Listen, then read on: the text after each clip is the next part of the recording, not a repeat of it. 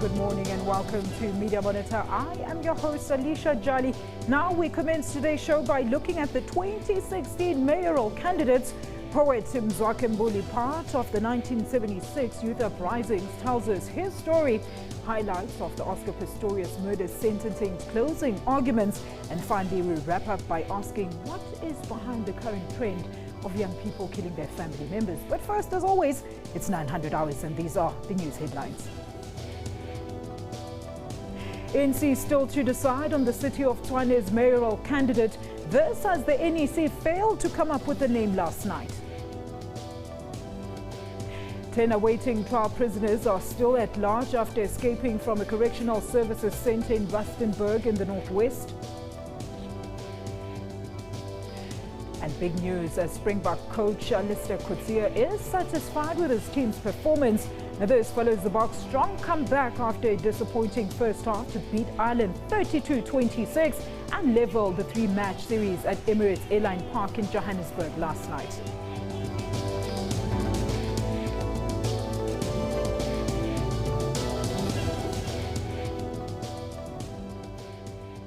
All right, allow me to introduce my guest this morning. Let's welcome veteran journalist Mr. Chris Vic. Chris, a very good morning to you. Thank you so much. Always a pleasure having you in studio. Good morning. It's good to be here. All right, and of course by my side is Miss Mzwakhe Mbuli with our weekly digital news. A very good morning to you, Mzwakhe. Good morning to you, Alicia, and good morning to the viewers at home. All right, and later on we will be joined by Patricia Visache as well as poet Mzwakhe Mbuli. A very good morning to each and every one of you. Mzwakhe, what kept you busy on social media this week? Okay, so it's been a really busy week on social media this week. We started off the week and we saw the Oscar Pistorious trial going back to court for sentencing at the Pretoria High Court, and a lot of things happening there. Barry Steenkamp, who's Oscar Pistorius' father, gave a very emotional testimony saying that Oscar Pistorius must pay for what he's done. And also what we saw was Oscar Pistorius working on his stumps to show his disability to the court. And I want to read this one tweet here by Emma Sadler, who says, Barry Steenkamp's evidence in the Oscar Pistorius sentencing this morning has been truly heartbreaking. So those are the conversations that we saw people having following that testimony, especially by Barry Steenkamp. We are, of course, going to delve a little deeper on that topic much later on in the show. But what else kept you, very busy this week on digital media? Okay, so 40 years, South Africa commemorating the June 16 uprising in Soweto. Of course, Soweto was the epicenter, and we saw the protests spreading out throughout the country. And a lot of people were sharing their views on this, and some giving advice to young people. Kuben Pillay tweeted, 40 years on, and how far have we really come? Commemorating June 16. And President Jacob Zuma addressed young people at Orlando Stadium, where he talked about Amavuso, the blessers, and if you missed that statement by President Jacob Zuma, you can go onto the SABC News digital channel on YouTube, and you'll be able to watch that video, of course, and many other videos that we have put up on the site there. What else were young people saying about this day? I know, Mzwakhe, the question of comparison to the youth of 1976, comparing their struggles to the youth of today. What else did they say on social media, though? I think it was very interesting and very sober this year, because what we've seen over the years is young people wearing school uniforms. And this year the questions were, how do we commemorate this day instead of celebrating it? Yes. So we'll see how it goes as time goes, especially next year. We'll see the type of message that will be coming on. But there were also a lot of other interesting conversations that were happening on Twitter.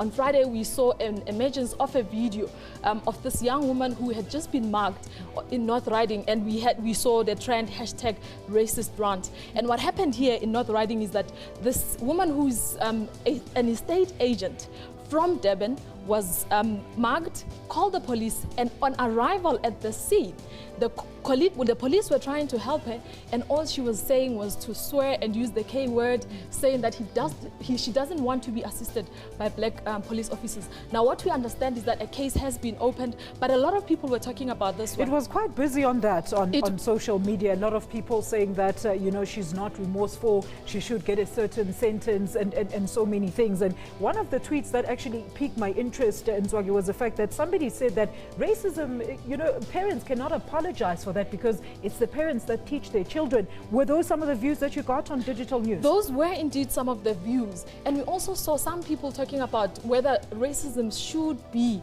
criminalized or not. And I just want to read here a message from Real Stephen Taylor, who says, "We have lived together for 21 years. We cannot allow a racist who #racist runs wants to bring us down. Let's keep working together to make South Africa better." So we also saw a lot of these type of tweets coming on and a lot of these type of conversations coming out. What else kept you very busy on social media? Okay, so yesterday you just spoke about it now. The Springboks kept us on the edge of our tables and of our chairs rather. And it looked like we were gonna lose until the second half, where the Springboks changed the game. And they won, redeeming themselves against Ireland. And I want to read a tweet here by advocate Tulima Donsela, who says, "Well done, Boki. That was extraordinary. Thanks for a remarkable resilience in the game against Ireland." I'm sure Alistair Coetzee is a very happy man wherever he is. His first win as a coach. Definitely is, definitely is. And I want to end with this one here, because I know we're going to talk a lot about the ANC mayors. Yes. So I'll leave that one for the discussions that we're going to have later on the show. Absolutely. But there's one I want to end. We do Melo Tulo, TV personality, posted a picture of herself on Instagram yesterday, saying that they called and I listen, saying that essentially saying that she's now a sangoma. And we've seen that a lot of people were talking about that conversation this morning, yesterday, questioning the issue of ukutwasa and the African traditional ways, essentially, of religion. So we'll see how that one will go. All right, Mzwakhe, thank you so much for your time this morning. We will have you again next week, Sunday, bright and early. Thank you so much. Thank you.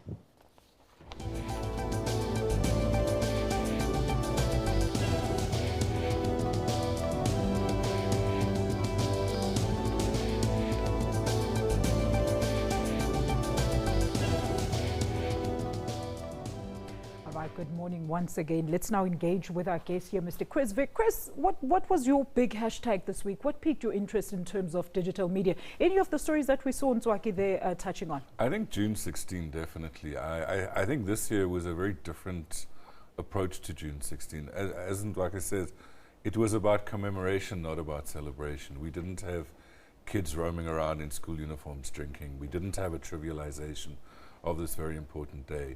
It could be because it's a big number, it's 40, not 39, 41. But I think that generally, possibly with the local government elections coming, there's a little bit more introspection about days like this, because the youth vote is particularly important in the municipal election. So political parties, civil society, other organizations will have been looking at the youth slightly differently to before. I think that some of the people who played a key role in June 16, Seth Mazibuko, for example, he gave a very interesting interview with City Press last week, at which he commented on the fact that this is not a celebration, it's commemoration. Absolutely. That we really need to think deeply about what June 16 was about. I know you're too young. I was 16 at the time. I was exposed to the old SABC, apartheid-era SABC. And the impression we got was angry black children being kept under control by white police. It's only later on in life that you realize what really happened. But hundreds of kids were killed. Hundreds of children left the country to join the ANC and take up arms against the same apartheid government. It was a huge disruption of society. And I think probably between 1976 and the state of emergencies in 1985 and 1986, the build-up from there is really what made it possible for the ANC and other liberation movements to topple the apartheid government in 1990. So it's a very, very significant event in our history. And the way we commemorate it, I think, says a lot about where we are as a society. I think we're more reflective now than we have been for some time. I think we're probably much more in touch with what young people think about, care about, and what their future holds. Look, Chris, I know we're going to talk on this but later on, but what else, piqued your interest in terms of digital news this week? Well, I think, unfortunately, the Oscar Pistorious trial, that was another big one. I thought it had reached saturation level, but I think another discussion we have on the show also. Well, I can keep my comments, but I think it probably got to its most gory stage yet. When we saw him on his stance to me it's a spectacle. I don't understand what what his legal team were trying to achieve. And I know what it did to a lot of people, but I don't think it would influence the judge in the way that they would want that influence to happen. All right, we're going to leave it there for now and take a very quick ad break. And when we return, we're going to unpack the 2016 mayoral candidates. Do stay with us.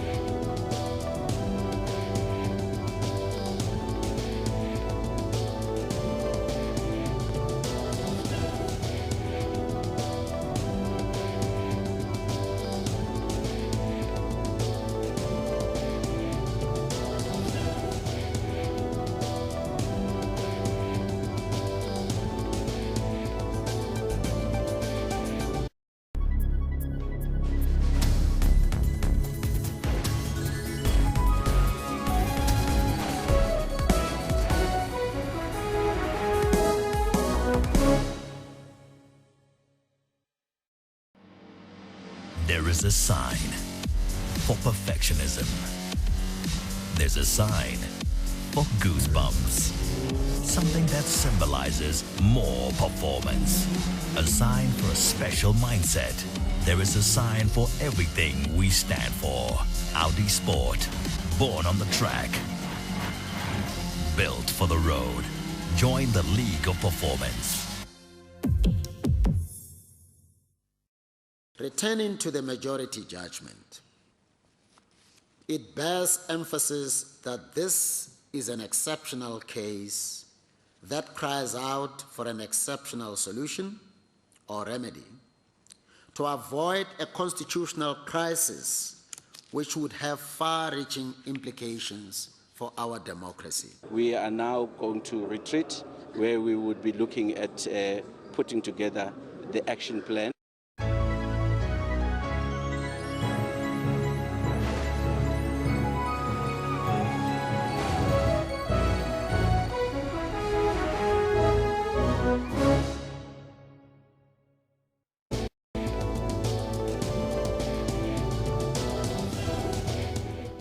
Welcome back. Remember, you can interact with us on our Twitter handle at SABC Monitor. Now, I'm very honored to be joined by political analyst, Mr. Elvis Mzwakhe from our Polokwane studio. Elvis, a very good morning to you. Thank you so much for joining us this morning.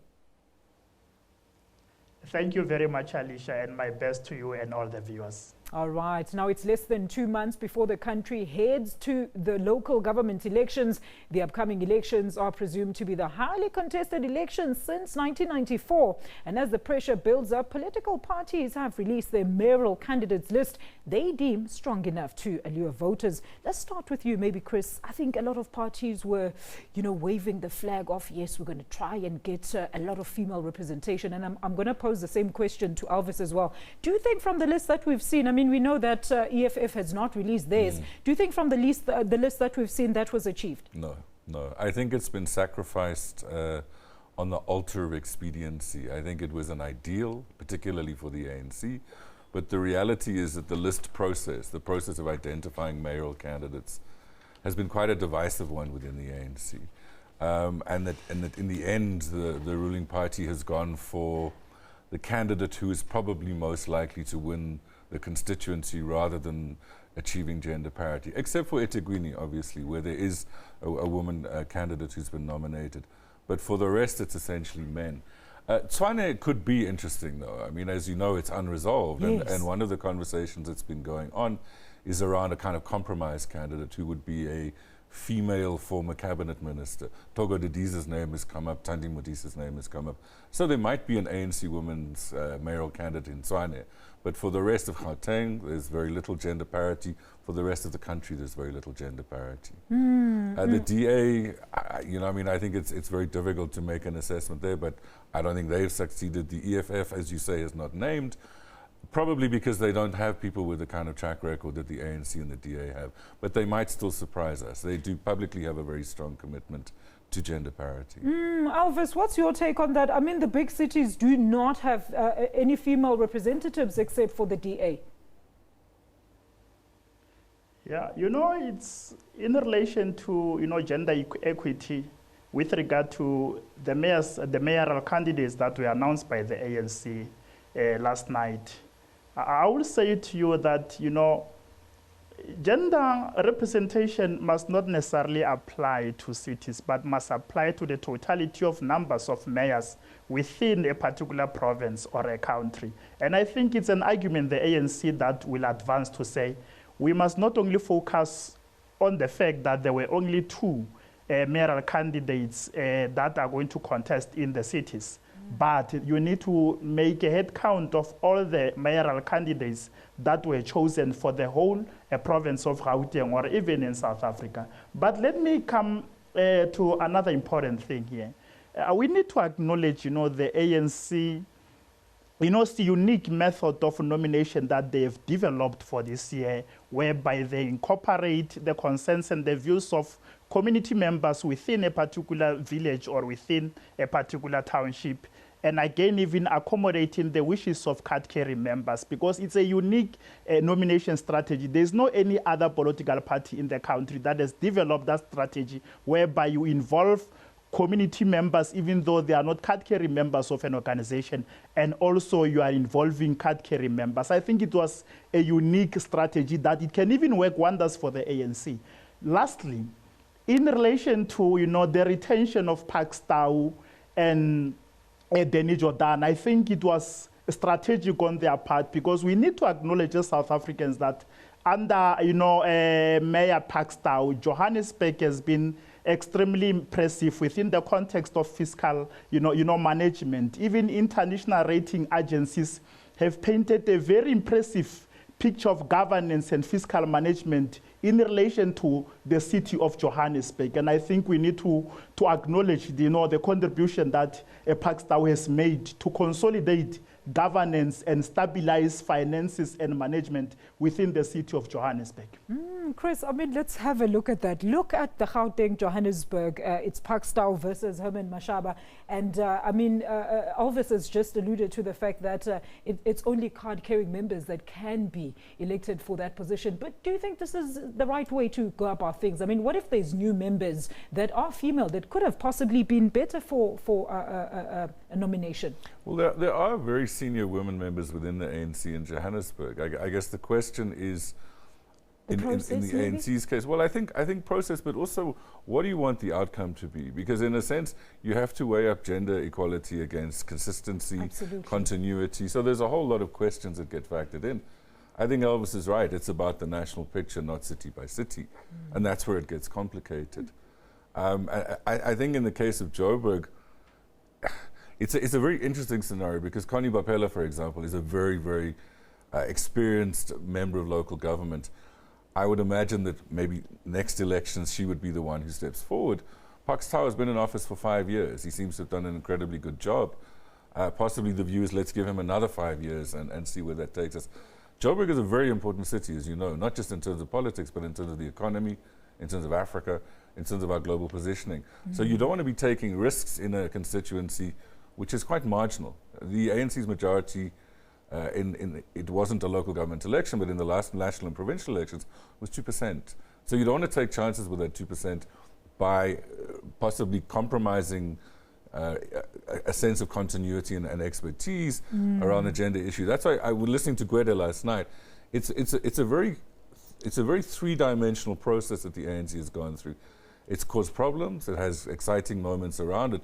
But in a sense, you're looking for a more holistic view in terms of who you put forward as the candidate than just the best person, which is what the other political parties tend to do. You know, Chris mentioned something very interesting here, and he talks about continuity. Let's look at the Cape Town's contesting mayoral candidates. And of course, it's the only one with a female representative there, Patricia de Lille, coming, of course, for her second tenure. And of course, there is Xolani Sadashe there of the ANC. What do you think of that battle there? You know, it will be an interesting and fascinating, electoral contest, especially in relation to the city of Cape Town, because here we have got the Democratic Alliance being in charge of that particular city. But at the same time, remember, even the ANC has got some historical footprints, registered, in that city. It used to be governed by the ANC before. So it will be an interesting, contest, because these are two bulls that are vying for the control of that particular city. And it is not quite clear as to whether the DA can successfully retain, the leadership of that city, or whether the ANC can manage even to edge out the Democratic Alliance from that city. But I'm expecting a very enterprising and a fierce contestation between the ANC and the DA, not other opposing parties, because I'm not trying to render them insignificant, but the key focus in relation to that city of Cape Town will be a fierce contestation between mayoral candidates of the ANC and Democratic Alliance. Other, opposing parties will just play a secondary, contribution in terms of assisting maybe the ANC or the DA to form a coalition government within that city in case between the ANC and DA, no one is able to acquire more than 50% of the vote. Chris was shaking his head while you were answering here, Elvis, but I just want to move on now to the Nelson Mandela Bay, which is another one that leaves much of a contentious issue here, because there are quite some serious issues when it comes to the Nelson Mandela Bay. Ethel Trollip versus Danny Jordan. What do you think, Chris? Well, it's a very marginal constituency, as you know. I mean, again, the last elections were very tight. I think that it's a very difficult constituency because, the levels of unemployment in the Eastern Cape, the levels of poverty almost dwarf what happens in the rest of the country. And in Nelson Mandela Bay in particular, you've got that situation where the motor industry has been in a difficult situation. Agriculture, drought, unemployment. Danny Jordan came in as a sort of savior for the ANC. It was a bold decision. It was the first time they'd done something like that. I don't think it's had the impact that they hoped it would have. There is still huge problems in terms of the metro government itself, huge problems in terms of corruption. Ethel Trollip on the other side also, I mean, whoever it is who's running dirty tricks campaigns against him, whether it's the ANC or other people in the DA, he's had a number of public setbacks in terms of his ability to make an impact. But Alicia, I think the key question is, to what extent does the candidate even matter? Absolutely, right? In Cape Town, I mean, it doesn't matter who the ANC put up. Patricia de Lille probably does make a difference. But the ANC could have put up pretty much anybody. The reality is, as an organization, it is so fragmented and disorganized that, in a sense, the mayoral candidate doesn't matter. It's about how you build support for the party. It does have an emotional impact, but the reality is, I think people are going to be sitting down looking at what the government has done, headed by those particular individuals, but not necessarily is Parks Tower our savior or not, is Danny Jordan our savior or not. Has an impact, but I think the reality is the track record or the potential offered by the political parties as much as the candidates themselves. Elvis, what do you think on that matter? Alicia, there's something critically important we must not try to underestimate. Yes. Something I might refer to as a a psychological association with a political party. Because people do not necessarily vote on the basis of observable service delivery, track record, or even on the basis of a person who is being forwarded as a candidate. But there's this, historical and socio-psychological association with a political party on the part of voters. That's why, for example, you'll find a protest by community members, protesting against the mayor, but only to find that more than 70 or 80% of those protesters belong to the same political party in which a mayor belongs. So people, for example, they might say, we are protesting against what you are doing, but we are still loyal to the party that you belong to. And I think it's something most of us commentators and analysts, we are missing, because when you listen to most of us analysts, we focus very much on empirical indicators like, governance, service delivery, and others, but we forget this, historical, concept we call, socio-psychological association with a political party. A person whose soul and heart are associated with this political party for many reasons, whether they are objective or subjective, it's immaterial. But that issue must be understood when you talk about voting and voting behavior.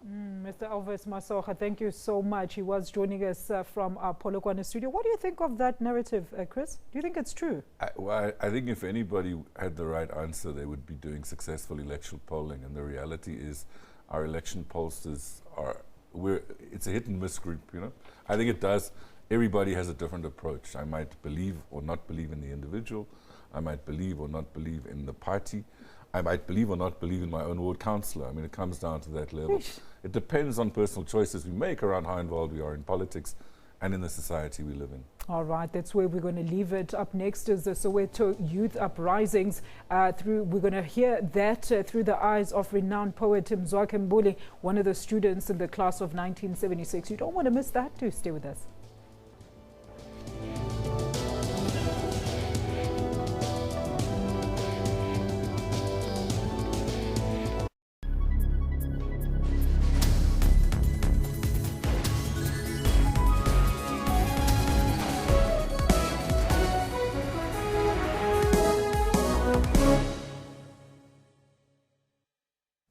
We need to use Africa as a benchmark.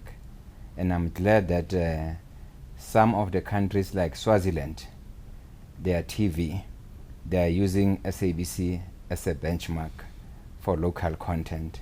It is not Swaziland only. And other African countries, they are coming here to South Africa to engage with us, to say, how did you achieve this? They also want to look at the policy of the SABC and the strategy within the organization that we have put in place.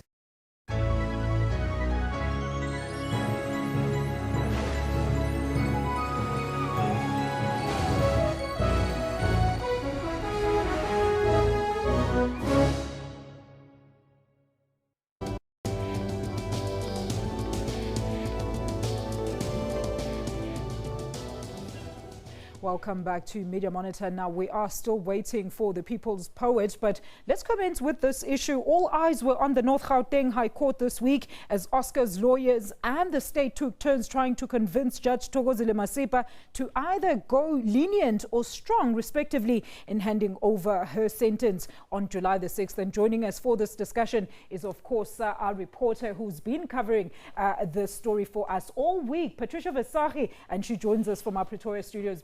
Patricia, very good morning to you. Thank you so much for joining us. Now, I think everybody was shocked, and we heard our commentators also, everybody was shocked at the defense's plight, or stance rather, to put Oscar's vulnerability on full display in court. Take us through how it was for you sitting there in court. Well, a good morning, Alicia. It certainly was a very tense and emotional court week in the Oscar Pistorious matter.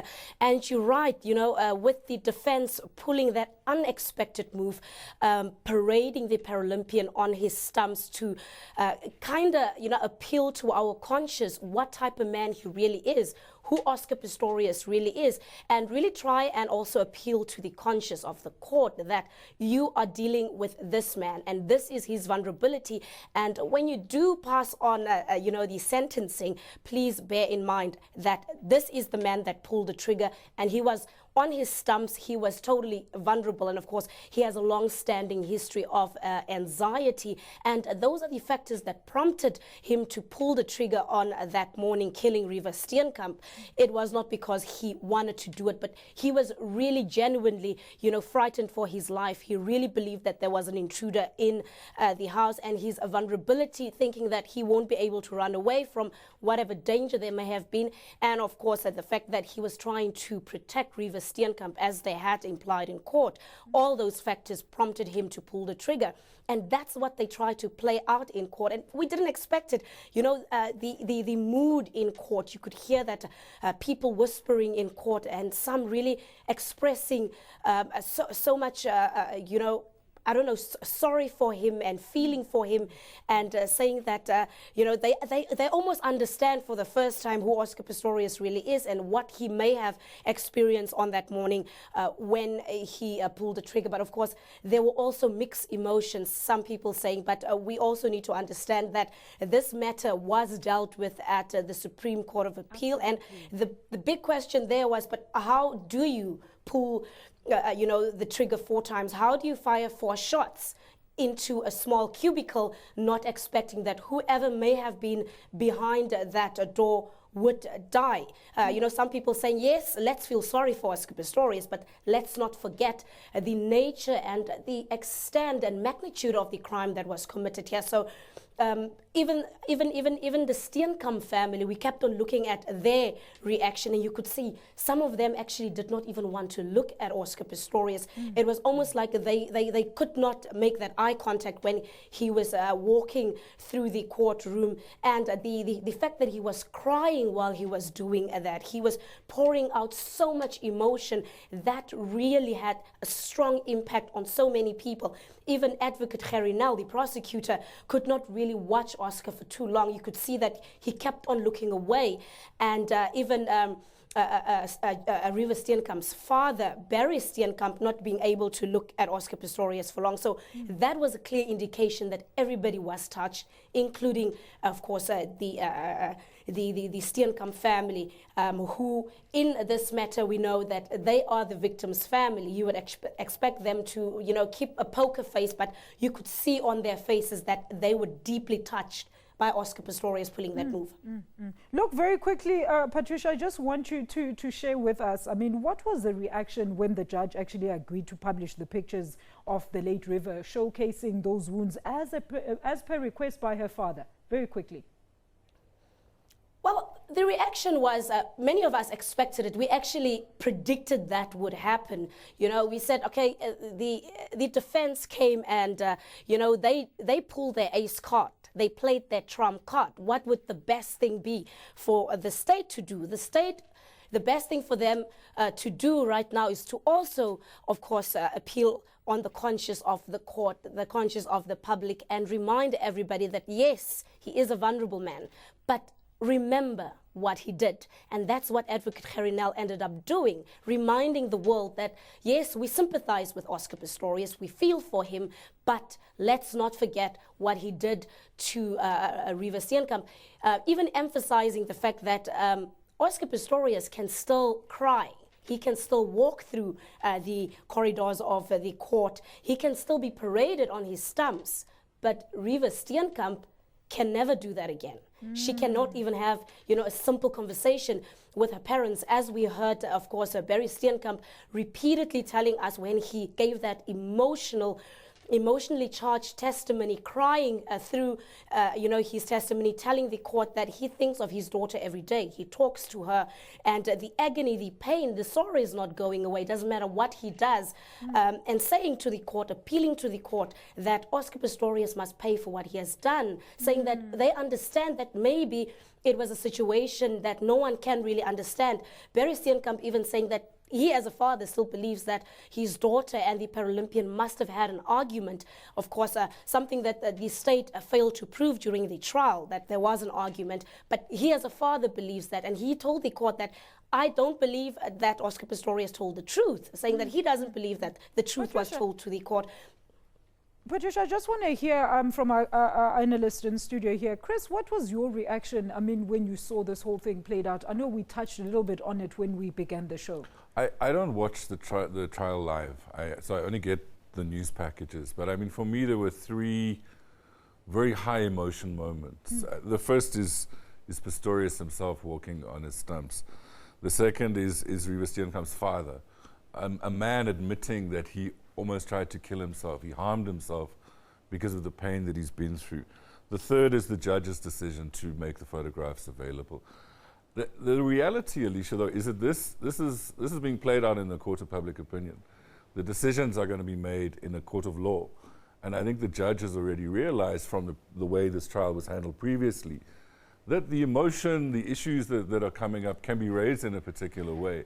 But she has to stick to the rule book. And I think that's, in a sense, I think that's why there'll be a sense of relief almost for a lot of people once this process is over. Because it can't get more raw than it's been this week. It can't get more emotional. There's nothing left, really. It's been the last throw of the dice for Pistorius' legal team and for the prosecution. I worry that the broader question of femicide, matricide, violence against the people who are closest to us has got completely lost in this conversation. And I think that in some ways we need to be reflecting on this, some of the other high-profile cases and arrests that have happened this week, to really think about the deeper issues in society, because there's so much of this going on and so much energy and media attention goes on one particular case, and we're not looking at the causes. We're not looking at the impact of this crazy gun culture that we have. Those are the real issues that we need to start looking at. You know, Chris, Patricia, Chris mentions that he doesn't watch the full proceedings, but he gets the news packages. But I'm sure as a journalist, you saw that Oscar had a one-on-one interview with a British television that aired on Friday. Why do you think our local media then missed the opportunity? Very quickly.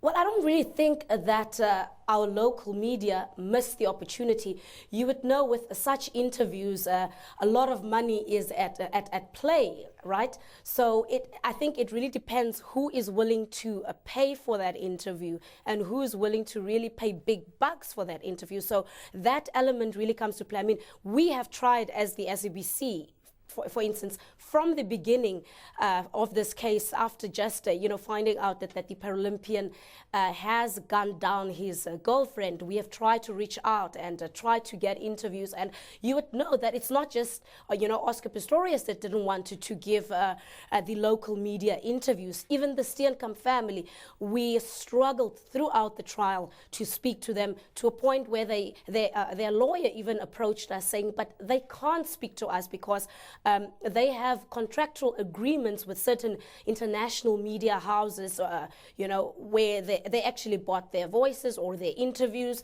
and those contracts were binding, so they were not allowed to speak to anybody else until the trial was over. So the same here with Oscar Pistorious. They probably have some sort of agreement, meaning that he is not allowed to speak to anybody else, even if he wanted to. And at the end of the day, it is really his prerogative who he wants to give that interview, whether it's money involved or not. He can decide that I'm going to give the international media my voice and share my story with them, or I'm going to prioritize the guys here at home, the local media, and share my story with them first.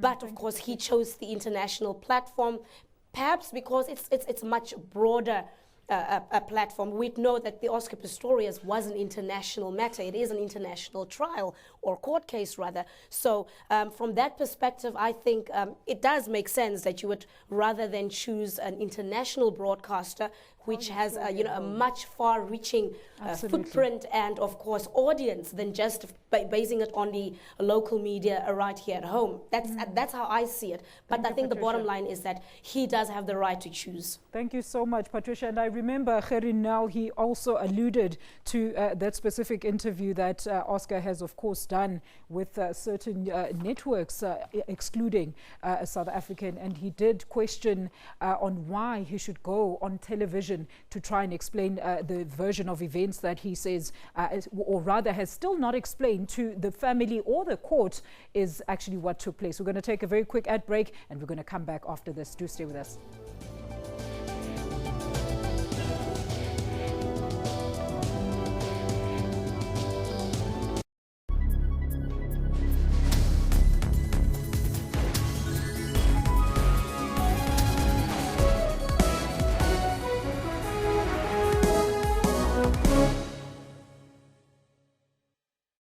Not a single school was burned during the June 16, 1976 student uprising. Sadly, students have burned university buildings on some campuses just to communicate that they cannot afford the fees. That conduct is unforgivable and totally unacceptable.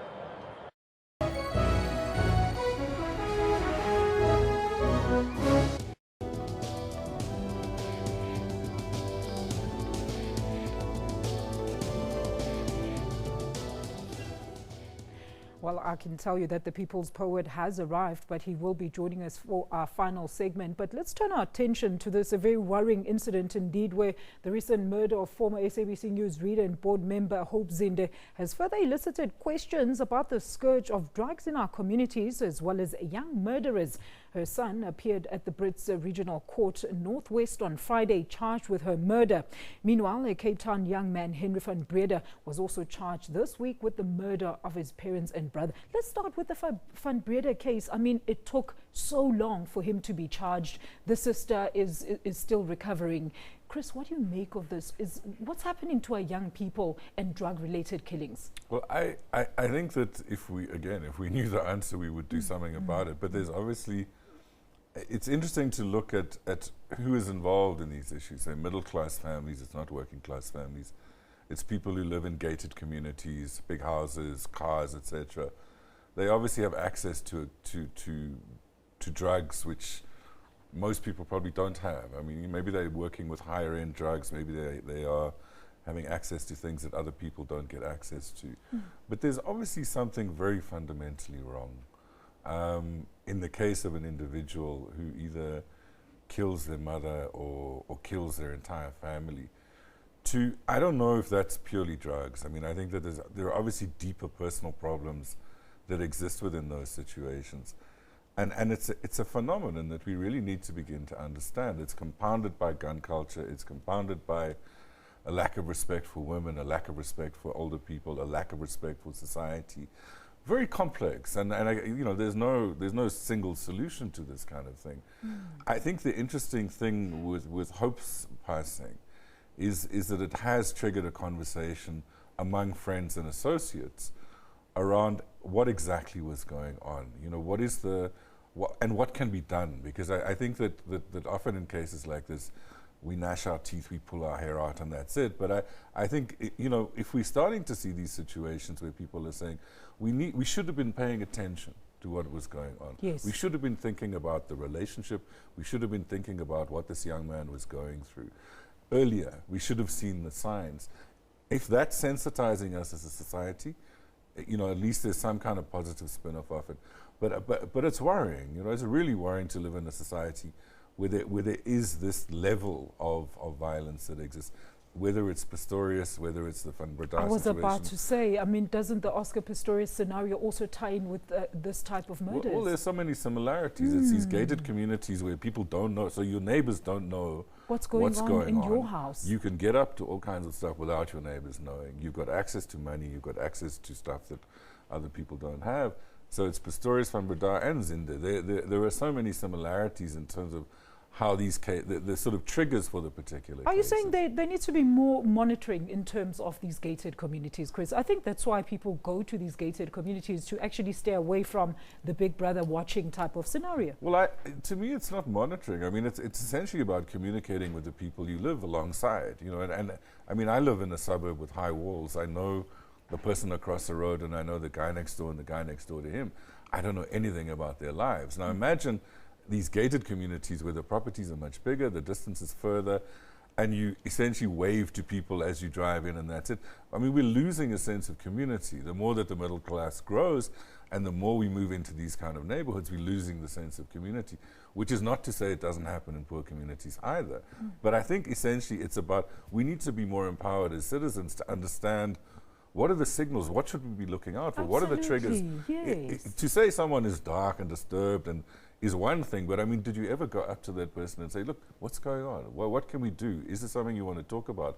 We're kind of losing the ability to communicate with each other. Spend too much time watching TV, playing PlayStation, playing on social media, and not actually talking to each other about the texture of what's going on in our lives. Let's see what they're saying on social media there, Chris Vic. Mzwakhe Mbuli says, drugs affects us all. Let it not be the SAPS's responsibility to fight it. Let's unite to eradicate this devil. Wandile Ngeba says, families must take a lead in the transformation of our society. Otherwise, drugs and substance abuse can be eradicated. And Paul says issues relating to parenthood should be looked at, as Chris has alluded there. And of course, last but not least for this topic, Hazel Maseko says, no one in their rightful minds would kill their parents. The root cause is drugs. They need to be dealt with. Anything that you want to comment on there, Chris? Well, it's interesting to look at the legislation which was proposed by Mario Ambrosini, for example, which was essentially saying the war against drugs has failed. Legalization of marijuana needs to be considered, initially for medical use, possibly for social use. If you look in the US and in Latin America where this has been done, the production of drugs is much more heavily controlled. So you're not, if you buy drugs in the US, for example, you buy it in a shop like a chemist, where it's been grown properly, fed properly, and it's packaged properly. If you buy it in Joburg, you can apparently buy it at a petrol station, right? You don't know what you're getting. Someone could have put Ratex in, they could have put some of their lawn in. So there's an argument, a bigger argument, I think, around drug use, which is, would it make sense to legalize some aspects of it? Because then at least you can control quality, you can control the influence, you control the sale. That's Chris Vic's notion on the issue. We're going to leave it there for now. We're going to take a quick ad break. We're back with the People's Poet. Do stay with us.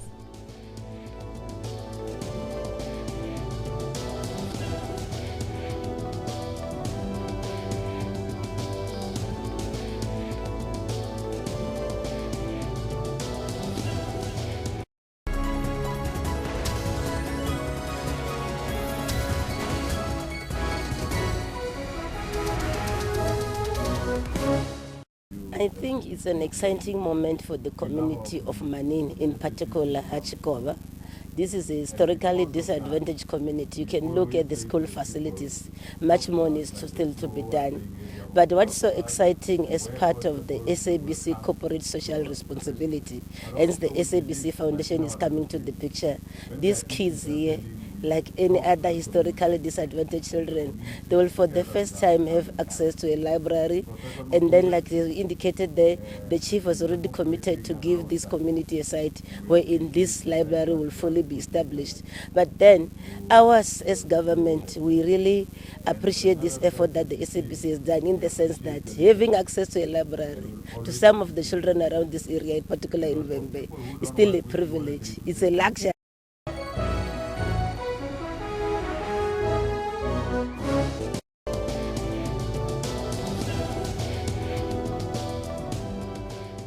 Finally, welcome back on this segment. I'm very pleased to be joined by the People's Poet, the one and only Ubaba Mzwakhe Mbuli. Now, he is one of the students who took part in the Soweto Youth Uprisings. Baba, a very good morning to you. Thank you so much for joining us. It's a pleasure. It's a pleasure. Thank you very much. All right. Now, this week we commemorated 40 years of the Soweto Youth Uprisings under the theme Moving Our Youth Forward, celebrating the bravery and spirit of the 1976 youth and their historic events. Since the beginning of this month, we have deliberated on struggles faced by our present-day youth generation. There is, however, criticism on how the day is commemorated as well as narrated. Baba Mzwakhe, I think let's start with you. I think I was reading something historical, that when you actually lost some of your fellow students, it actually inspired you to start writing your poems. Do tell us how it was to be a student back in 1976. Yeah, no one on that fateful day, even days leading to what June 16 would have envisaged, a thought that there was going to be blood.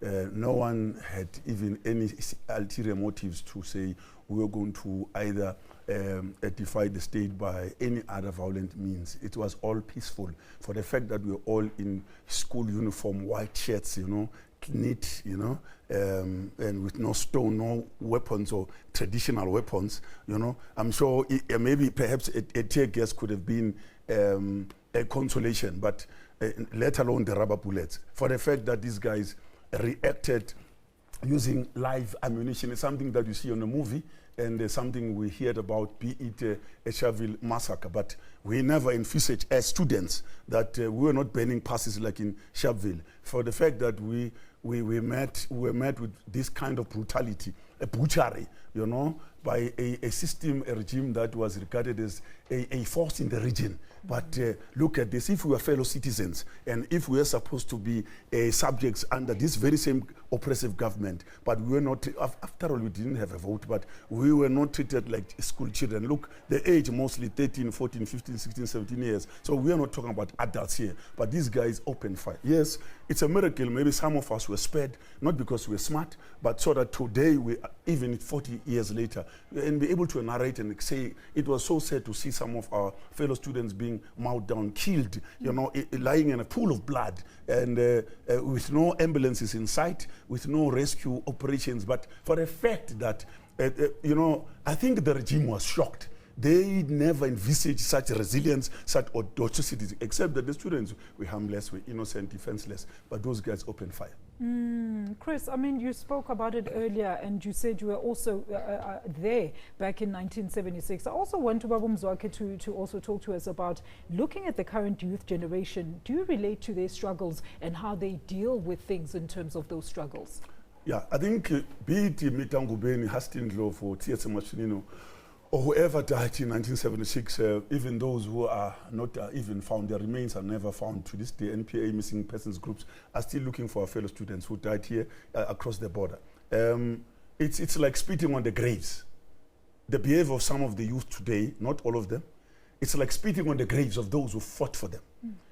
When they indulge in nyaupe, hunga, hafifi, you know, cocaine, because these are the things that they are now taking tick. You know, it's like spitting on them. It's like they say they take our freedom, our democracy for granted, that we don't care a damn those who fought for us, who died for us. And these people I'm talking about didn't die in their sleep. It was violent death. It was butchery. It was a massacre. And you must remember the total number, according to Silly Commission, was about 500. So 500 is too much. One death is death too many. But you see people today not in school uniform, you know, people commit acts of violence, people undermine the police force as happens today, and when they've banned, when they've destroyed certain things and property, then they expect that the terms of conditions for peace settlement, that the courts must set free all those troublemakers. You know, you ban a school, and for us to have normality, to go back to normal situation, again, the condition is set free those who actually were involved in anarchy, you know.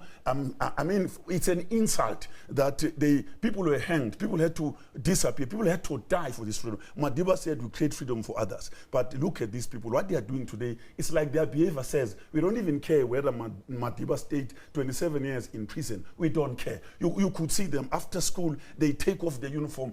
There are other schools where people will even reach home from school to home, still intact, the uniform intact. Look at some of these guys, they smoke.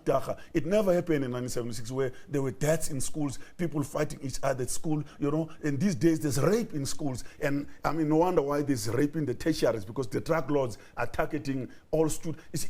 Let me just say, day in, day out, weekly, week out, there are drug busts, millions of cocaine mandrakes coming into South Africa. This is not milk, this is not mele. It's all meant for the young people of this country. And drug lords are actually people who are nation destroyers, and they've got to be destroyed. Chris, what do you say to that? Wow. Mzwakhe is brilliant at the state of the nation in 5 sentences. I mean, he's just encapsulated what I think the major challenges are. I think that my only addition is I don't know if we've done enough to pass on the values that we believed in and the values that we fought for. I think at the time we were fighting apartheid, but we were also fighting for a more just system. We were fighting for social justice. And I think possibly during the first 20 years of democracy, we obviously haven't done enough to bed down what that really means.